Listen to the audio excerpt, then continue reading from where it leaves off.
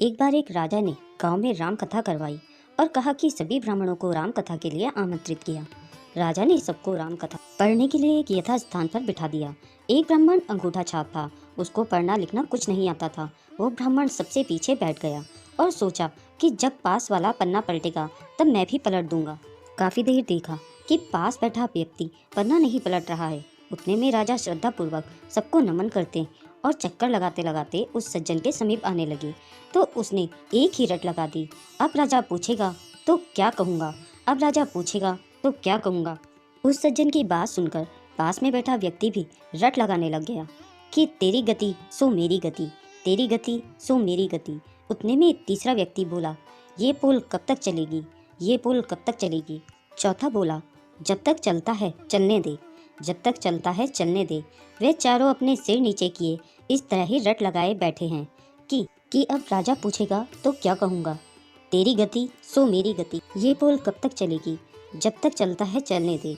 जब राजा ने उन चारों के स्वर सुने, राजा ने पूछा कि ये सब क्या गा रहे हैं, ऐसे प्रसंग तो रामायण में हमने पहले कभी नहीं सुना। उतने में एक महात्मा उठे और बोले, महाराज ये सब रामायण का ही प्रसंग बता रहे हैं। पहला व्यक्ति है, ये बहुत विद्वान है। ये बात सुमंत ने अयोध्या कांड में कही।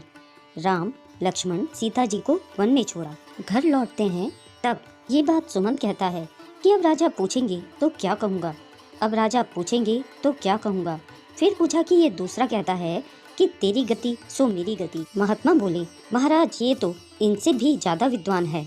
किष्किंधा कांड में जब हनुमान जी राम लक्ष्मण जी को अपने दोनों कंधों पर बिठाकर सुग्रीव के पास गए तब ये बात राम जी ने कही थी कि सुग्रीव तेरी गति सो मेरी गति, तेरी पत्नी को बाली ने रख लिया और मेरी पत्नी का रावण ने हरण कर लिया। राजा ने आदर से फिर पूछा कि महात्मा जी ये तीसरा बोल रहा है कि ये पोल कब तक चलेगी, ये बात कभी किसी संत ने नहीं कही। बोले, महाराज ये तो और भी ज्ञानी है। लंका कांड में अंगद जी ने रावण की भरी सभा में अपना पैर जमाया तब ये प्रसंग मेघनाथ ने अपने पिता रावण से किया कि पिताश्री ये पुल कब तक चलेगी। पहले एक वानर आया और वो हमारी लंका जलाकर चला गया और अब ये कहता है कि मेरे पैर को कोई यहाँ से हटा दे तो भगवान श्री राम बिना युद्ध किए वापस लौट जाएंगे। फिर राजा बोले कि ये चौथा बोल रहा है। वो बोले, महाराज ये इतना बड़ा विद्वान है कि कोई इनकी बराबरी ही नहीं कर सकता। ये मंदोदरी की बात कर रहे हैं। मंदोदरी ने कई बार रावण से कहा कि स्वामी आप जिद छोड़ दो, सीता जी को आदर सहित राम जी को सौंप दीजिए, अन्यथा अनर्थ हो जाएगा। तब ये बात रावण ने मंदोदरी से कही कि जब तक चलता है चलने दे, मेरे तो दोनों हाथ में लड्डू हैं। अगर मैं राम के हाथों मारा गया तो मेरी मुक्ति हो जाएगी।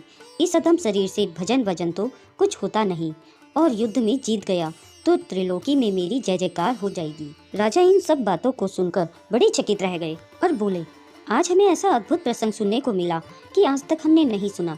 राजा इतने प्रसन्न हुए कि उस महात्मा से बोले कि आप कहें वो दान देने को राजी हूँ।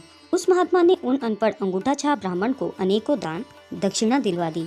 यहाँ विशेष ध्यान दे, इन सब बातों का एक ही सार है कि कोई अज्ञानी, कोई नास्तिक, कोई कैसा भी क्यों ना हो, रामायण भागवत जैसे महाग्रंथों को श्रद्धा पूर्वक छूने मात्र से ही सभी संकटों से मुक्त हो जाते हैं और भगवान का सच्चा प्रेमी हो जाए उनकी तो बात ही क्या है। मत पूछिए कि वह कितने धनी हो जाते हैं।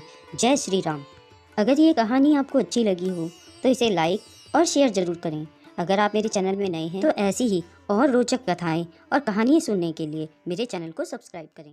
धन्यवाद।